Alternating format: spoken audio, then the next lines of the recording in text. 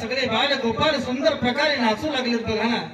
सगळे मुलं भक्त प्रल्हादाजवळ नाचू लागले आणि नाचताना काय आनंद काय आनंद काय आनंद, एवढा आनंद त्या दोघांमध्ये सर्व मुलामध्ये काय आनंद आला. कधीतरी त्यांनी भगवंताचं भजन केलं बा, कधीतरी देवाचं नाव घेतलं. कधी देवाचं नाव कसं असतं, देव कसा असतो त्यांनी पाहिला नाही, ऐकला नाही.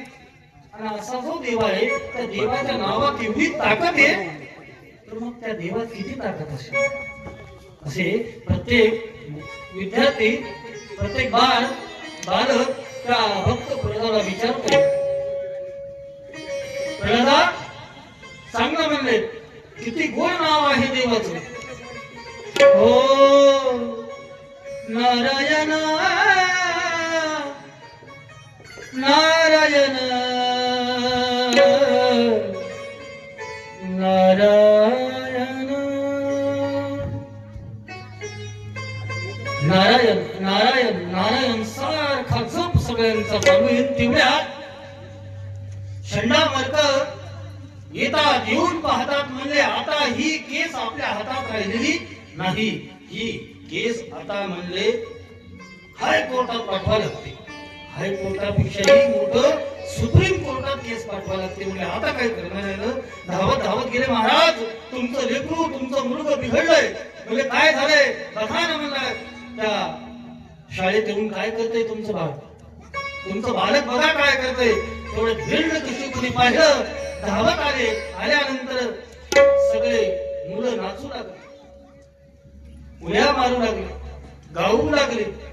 कोणाचे हात वर आहेत, कोणाचा हात डोक्यावर आहे, कोणाचा हात कमरेवर आहे, कोणाचे दोन्ही हात कमरेवर आहेत, कोणाचे दोन हात वर आहेत. जशी जशी स्थिती असेल तशी तशी ते नाचू लागले. कोणी कसं अनेक पोज मध्ये प्रत्येक जण नाचू लागले. नाचत असताना तेवढ्यात हिरण्यकश्यप तिथे आले. जसे हिरण्यकश्यप तिथे आले आणि आल्यानंतर सगळे पोरं चकित झाले. काय झालं म्हणजे, मग कोणाचा कमरेवरचा हात तसाच राहिला, असाच. त्याने खाली घेतला नाही, वर घेतला नाही. ज्याचा डोक्यावर हात आहे त्याचा डोक्यावरच हात आहे. हो, त्याचा पाठीमागा हात आहे त्याचा पाठीमागा. कोणाचा पुढे, कोणाचा पुढे असा भजन म्हणायला हा केलेले, त्याचं तोंड आत राहिलं, त्यांनी खाली घेतलंच नाही. एवढी थरकाप अंगाचा सुटला सगळ्या मुलांचा. सगळी मुलं असे घाबरू लागले. हो, पाय कापू लागले सगळ्या मुलांचे. थर थर थर थर थर काप सुटला सगळ्या मुलांच्या. आणि मग त्यांनी पाहिलं, मात्र भक्त प्रल्हाद हे नाचतच होते. बालक भक्त प्रल्हाद नाचू लागले. नाचण्यामध्ये काही दिसत नव्हतं. शेवटी त्यांना फक्त देव दिसू लागला. ते देव कसा असतो, काय असतो, देवाची फक्त ती प्रतिमा हृदयात साठवून नाचू लागले. काय तो आनंद घेऊ लागले. आणि त्या आनंदामध्ये विघ्न आलं. कोणाचं, हिरण्यकश्यप. हिरण्यकश्यपूने जोराने आवाज दिला, काय करतोस. पाहिलं आणि सुस्थितीत आले.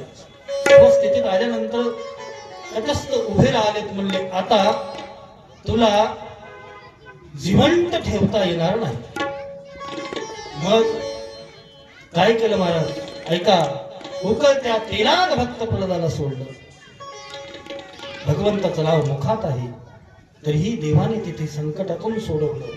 कडेवरून फेकून दिलं, मोठ्या डोंगरावरून फेकून दिलं, तरीही भक्त प्रल्हाद तिथूनही सुखरूप माघारी आले. पाण्यात कापून पाहिलं, तोडून पाहिलं, जाळून पाहिलं. जाळण्याकरता त्यांची बहीण होलिका होती, हिरण्यकश्यपूची बहीण होलिका. त्या होलिकेला आणलं. तिला वरदान होतं देवाकडनं की तुझ्या अंगाला अग्नी लागल्यावर तो अग्नी तुला तुझ्या शरीराला स्पर्श करणार नाही.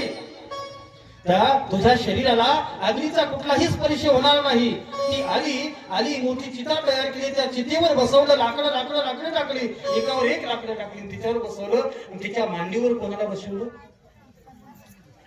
बालक भक्त प्रल्हादाला. बाळ त्या होलिकेच्या मांडीवर बसल्यानंतर बघा अग्नी पेटवून दिला. अग्नी घना घना घना घना जळू लागला. जळती लाकडं हळू विशाल ज्वाळा उठू लागल्या. आणि विशाल ज्वाळेने होलिकापर्यंत ती आग गेली. होलिकेचे अंग तर जळतच नव्हतं, पण तिच्या अंगावरची जे कापड आहेत ती सुद्धा पेटत नव्हती. एवढं तिला सुंदर वरदान होतं. पण ऐका ना दादा हो, हळूहळू तिचे कापड पेटू लागली. कापड पेटता पेटता होलिका जळू लागली आणि जळता जळता जळून भस्म झाली. कोण?